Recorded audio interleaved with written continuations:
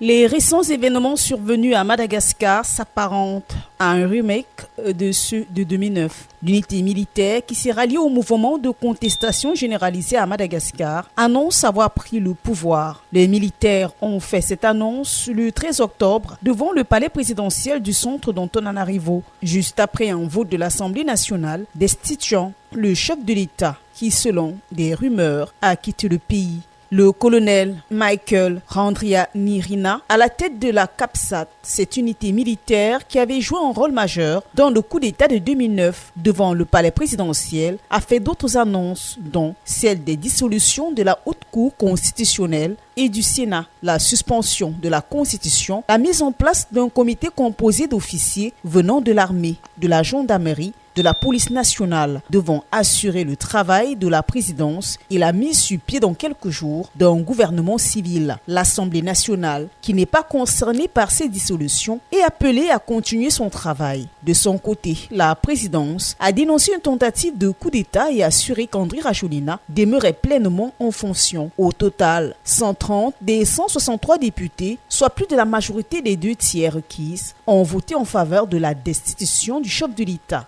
Reclus dans un lieu inconnu, Andry Rajoelina, qui avait dissous un peu plus tôt mardi, l'Assemblée a dénoncé durant le vote le destituant une réunion dépourvue de toute base légale.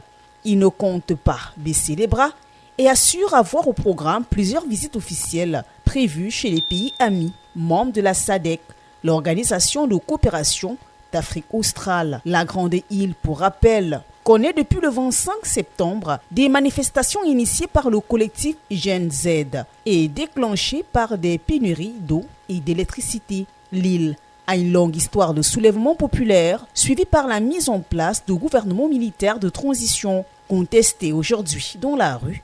Andry Rajoelina, pour rappel, avait été désigné président de transition par les militaires après un soulèvement populaire en 2009. Après s'être mis en retrait en 2014, il avait été élu président en 2018, puis réélu en 2023 pour un mandat